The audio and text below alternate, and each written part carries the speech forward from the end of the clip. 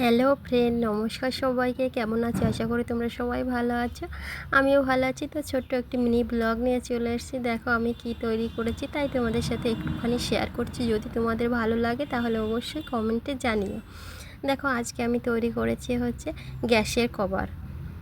কতটা সুন্দর হয়েছে, আমার তো নিজেকেই অবাক লাগছে, এতটা সুন্দরও করতে পারি আমি গ্যাসটাকে ঢেকে রাখার জন্য। আর এভাবে গ্যাসে কিন্তু রান্না করাও সম্ভব। আর আমাদের গ্যাসটা কিন্তু নোংরাও হবে না, তেল চিটচিটেও হবে না। চারিপাশটায় কিন্তু আমি কাপড়টা লাগিয়ে দিয়েছি, আর এতটাই সুন্দর হয়েছে। আগে অবশ্য আমার ছিল, তা এতটা সুন্দর ছিল না। আমার গ্যাসটার বয়স হয়ে গেছে, কিন্তু দেখো এখনও নতুনের মতো রেখেছি, শুধু যত্নের জন্যই রেখেছি। আর আমি গ্যাসটারে খুব যত্ন করে রান্না করি। তেল চিটচিটে হয়ে গেলে যখন রান্না করি তখনই ধুয়ে ফেলি, কিন্তু অবশ্যই সবাই এটাই করে। কিন্তু আমি এটা গ্যাসের একটা কভার বানিয়ে নিয়েছি, তাতে আমার রোজ দিন করে গ্যাসটা মুছতে হয় না, শুধু বার্নারগুলো একটু ধুয়ে নিই রান্নার পরে, তাতে আমার গ্যাসটা অনেক সুন্দর থাকে। তাই তোমাদের যদি এই ভিডিওটি ভালো লেগে থাকে তাহলে কমেন্টে জানিও, তাহলে আমি এই কভারটা তৈরি করা তোমাদের দেখাবো।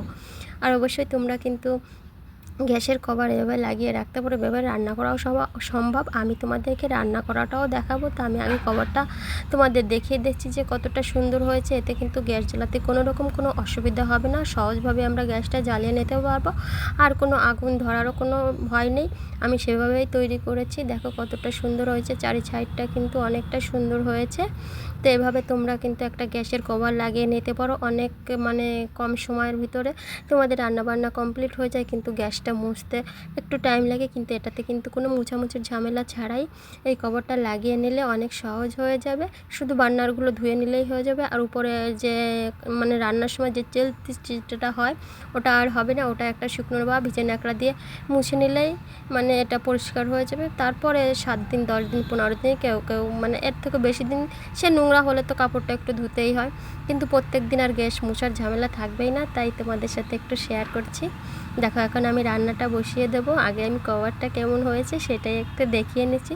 এতটা সুন্দরভাবে আমি বুঝতে পারিনি। আসলে আমরা তো নাইটিগুলো ফেলেই দিই, তাই ফেলে দেওয়া জিনিস দিয়েও কত কিছু তৈরি করা সম্ভব, এটাই তোমাদের সাথে একটু দেখাচ্ছি। দেখো আমি রান্নাটা বসিয়ে দিয়েছি, আর এইভাবেই কিন্তু গ্যাসটা বন্ধ করতে হবে, নিভাতে হবে, আর সুন্দর থাকবে তাহলে গ্যাসটা।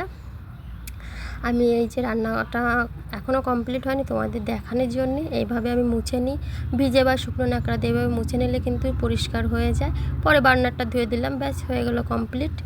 আর এরকমভাবে সহজ করা অনেকটাই সহজ হয়। গ্যাসটা মুছতে গেলে কিন্তু রান্নার পরে একটু কষ্ট হয়, আর অনেকটা সময়েরও ব্যাপার।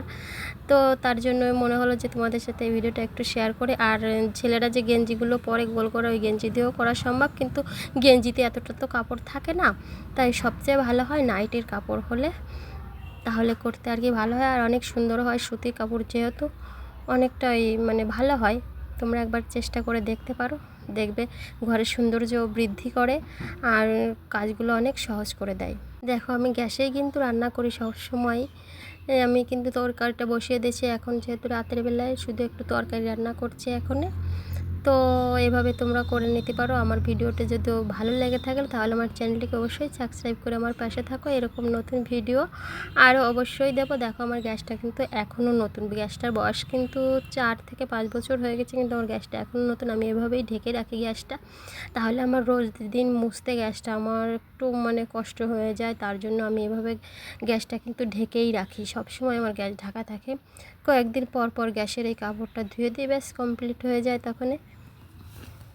দেখো আমি রান্নাটা করছি, তেল যা পড়বে কিন্তু গ্যাসের উপর পড়বে না, সবই এই কাপড়টার উপরে থাকবে। পরে 7 দিন পরে হয়তো 10 দিন পরে কাপড়টা ধুয়ে দিলে কিন্তু পরিষ্কার হয়ে যাবে।